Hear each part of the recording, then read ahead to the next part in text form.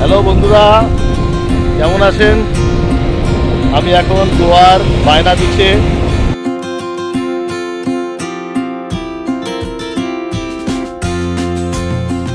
গোয়াতে এখানে ভাস্কোতে লোকাল বাসে উঠেছি। কোথায় যাব? বায়না বিচ। কাছে 1-1.5 কিলোমিটার রাস্তা। এই 1-1.5 কিলোমিটারের জন্য নাকি এই বাসটা যায়, গিয়ে আবার ওখান থেকে ফিরে আসে। বলছি হেঁটেও যাওয়া যায়, কিন্তু এই দুপুরে প্রচণ্ড রোদে, এই এত রোদেও কিন্তু 32-33, 42 নয়, 43 ছিল কালকে। কলকাতায় শুনলাম 43। যাই হোক, কদিন বসে আছি, যাওয়া হচ্ছে না। অন্য বিচগুলো দেখা হয়েছে, এটা কাছে, দেখে আসি বায়না বিচে কি বায়না করছে।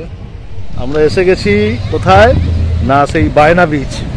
মানে বাসে উঠলাম, বাসটা মানে 1 কিলোমিটার রাস্তা, মানে 1 কিলোমিটারের রাস্তায় যে বাসের রুট হতে পারে সেটা জানাই যায় না। আমরা চলে এলাম খুব সহজে বায়না বিচে। দেখি সামনে একটু এগিয়ে যাই। সেই বালির উপর দিয়ে আমরা হাঁটছি। গোয়াতে এসে অনেকগুলো বিচ দেখা হলো, এছাড়াও অসংখ্য আরো বিচ আছে যেগুলোতে হয়তো সব জায়গায় হয়তো পৌঁছানোও যায় না। এই যে এখানে নানা রকম অ্যাক্টিভিটি হচ্ছে। ওই যে দাঁড়া, এই পাহাড়ের ওপরে এই যে টোটাল ক্যাম্পাসটা আছে, এইটাই হচ্ছে NCPOR, যেখানে আমরা 4 দিন ছিলাম। কালকে হয়তো আবার যাবো ওখানে। ওই ক্যাম্পাসটাই পাহাড়টার ওপর দেখা যাচ্ছে, ওখানে আমরা ছিলাম। ওখান থেকে আমরা সমুদ্রের অংশটা দেখতে পেতাম, নামতে পারছিলাম না। আচ্ছা আচ্ছা আচ্ছা। আর এইটা হচ্ছে, এই হচ্ছে সেই সবুজ আইল্যান্ড। এখানে বোধহয় নৌকো টৌকো করে নিয়ে টিয়ে যায়, কোনো অ্যাক্টিভিটি হয়। গিয়ে দেখি, একটু সামনে এগিয়ে যাই। এখানে তো দেখছি প্রচন্ড বড় বড় ঢেউ। সরে আয়, আবার ভিজতে হবে। আমি ভাবতাম বোধহয় মানে আরব সাগরে এপারে বোধহয় ঢেউ নড়িয়ে বাবা, খুবই বড় বড় বড় ঢেউ। এখন এই ভাবতাম গোয়াতে বা এতে বোধহয় মানে ইয়ে তো বোধহয় ঢেউ বোধহয় এখানে খুব একটা নেই, অত্যন্ত বড় বড় ঢেউ।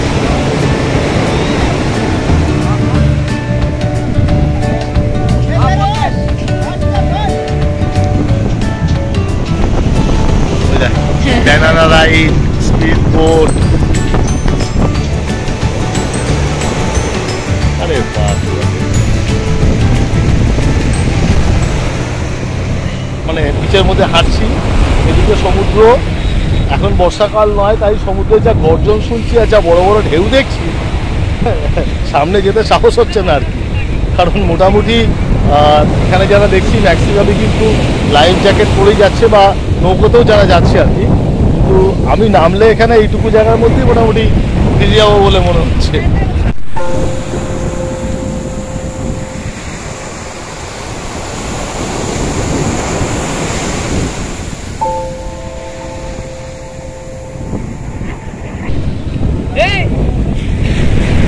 কি ঢেউ রে অনেক, হাওয়া প্রচন্ড।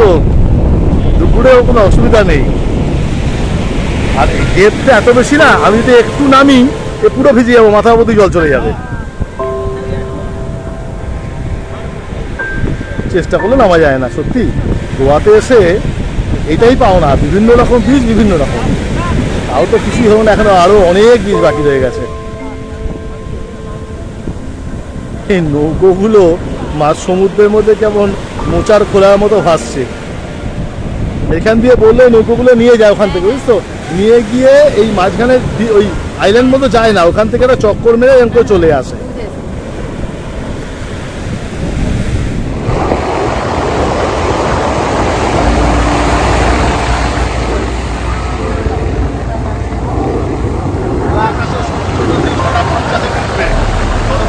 যে বিকেলের একটা আমেজ, সে 7টার আগে কোনো আমেজ আসবে না এখানে।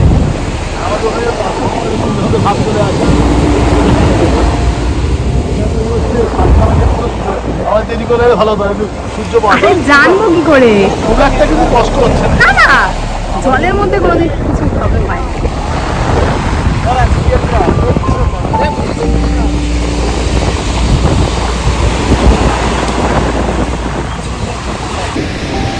চারিদিকে এত নিস্তব্ধতার মধ্যে শুধু বাতাসের শনশন শব্দ আর সমুদ্রের গর্জন। আর সূর্যের আলোটা এমন ভাবে পড়ছে যাতে অন্ধকার মনে হচ্ছে।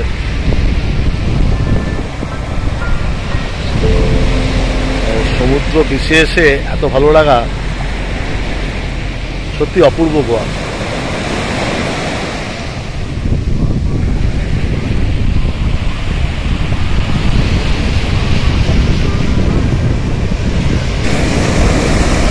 নৌকোটা দেখুন, মানে একেবারে খোলার মতো, এই ঢেউয়ের মুখে এসে তাই উল্টে যাওয়ার মতো অবস্থা। এই পাড় থেকে মাঝখানে যাওয়াটাই অসুবিধা।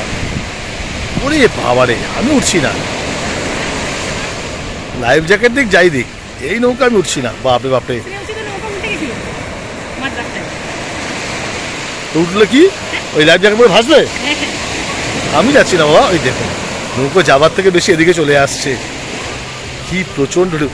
ওই দিকে কিন্তু দড়ি বাঁধা আছে, দেখ কোথাও একটা দড়ি দিয়ে বোধ হয় টানছে।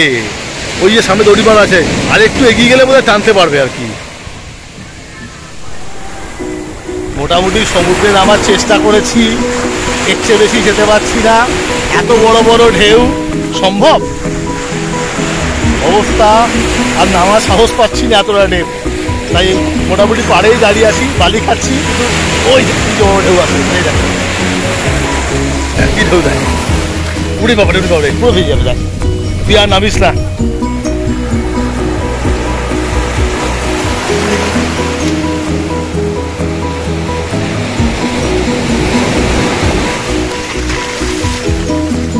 আমি তো পুরোই গেলাম, এইভাবে কোথায় যাবো জানি না।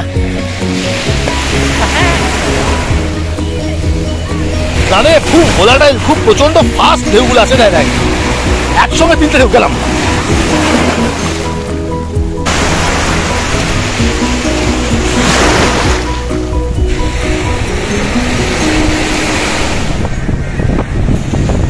এখানে একটা ব্যানানা রাইড করছে। ব্যানানা বেশি দূর যেতে পারছে না, সামনে ভদ্রলোক ওই গলা পর্যন্ত ডুবে দড়ি দিয়ে টানছে, কিন্তু এত ঢেউয়ের প্রকোপ এগোতে পারছে না।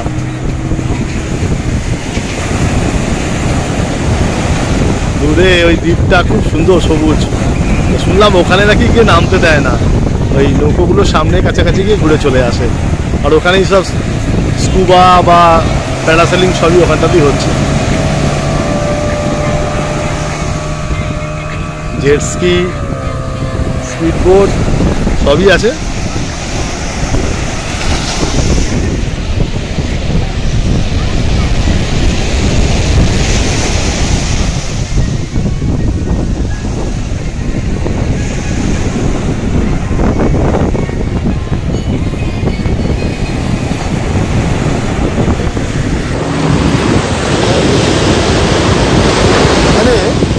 জলের গভীরতা কতটা না বোঝা যাবে। এই জায়গাটা এত টেপ, এইটুকু গেছে, সেখানে তো খুবই ভালো পর্যন্ত। মানে এরপরে একটু পরে ওই দেখুন মাথা অবধি জল চলে আসছে। এখান থেকে কতটুকু হবে, 10 মিটার 15 মিটার হয় কিনা সন্দেহ। সেখানেই জলের এই অত টেপ, ওই দেখুন মাথা দেখা যাচ্ছে। সেই জন্য এখানে বড় বড় করে লেখা আছে যে সাঁতার কাটার এখানে বারণ। এখনই এই বর্ষাকালে তো নামতেই যায় না, বর্ষাকালে এত ঢেউ। এটা ভাটার সময় চলছে খুব সম্ভবত। ও এটা এখন লো টাইড চলছে, ভাটার সময়। রাত্রিবেলায় জোয়ার, জোয়ার এলে তো ঢেউয়ের সাইজ কি হবে। প্যারাসেলিং হচ্ছে।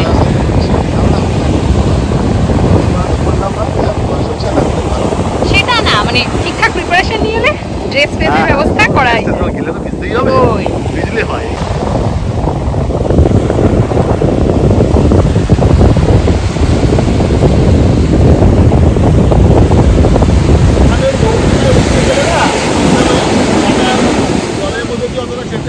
জানি তো, জানিস তো, ওখানে গেলেই কমন বলতে আগে বেরিয়ে যাবে।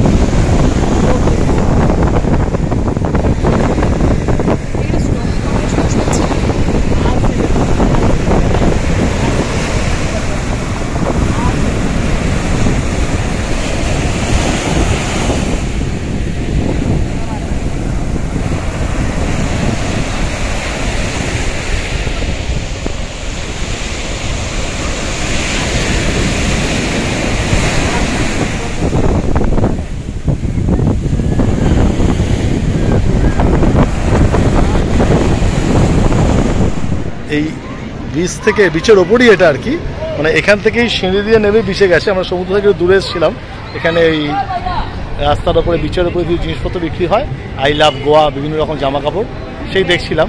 এখানে আবার একটা সুন্দর একটা মন্দির আছে, সংকট মোচন জয় বজরংবলী মন্দির, এই দেখুন।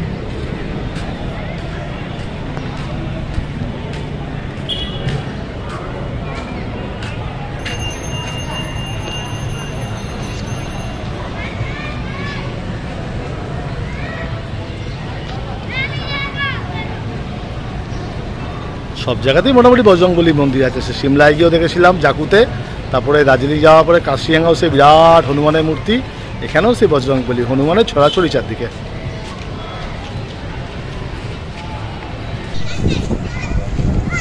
আগে যতবার গোয়া এসেছি কোনোদিন ঝালমুড়ি বিক্রি হতে দেখিনি, মানে ঝালমুড়িরও জাতীয়করণ হচ্ছে। সুদূর বাংলা থেকে এখন গোয়াতেও ঝালমুড়ি পাওয়া যাচ্ছে, তবে ফারাক একটাই, আমাদের মোটামুটি 10 টাকা 15 টাকা, এখানে জিজ্ঞেস করলাম ছোট্ট একটা ঠোঙা 40 টাকা। থাক মাথায়, ঝালমুড়ি থাক। কি বলিস, খাবি নাকি? খাবি না? এইখানে এই যে অফিসটা আছে, এখান থেকে আর কি মানে বিভিন্ন রকম ওই বায়না বিচ ওয়াটার স্পোর্টস প্রপার্টিস, যে স্পোর্টগুলো হয়, প্যারাসেলিং বা স্কুবা ডাইভিং, এখান থেকেই বুক করা যায়, তারপরে এখান থেকে গিয়ে করা হয়। এই দুদিকে ছোট ছোট দুটো রেস্টুরেন্ট টাইপ আছে, এদিকে একটা এদিকে একটা, আর এই সামনে বালিয়াড়ি, বালিয়াড়ি পরেই অসাধারণ সুন্দর সমুদ্র। এখনও সূর্য আসলে 7টার আগে অস্ত যায় না, মানে 6:55 না কটা বোধহয় টাইম, সেটার জন্যে ওয়েট করতে হবে এখনও কিছুক্ষণ, দেখা যাক।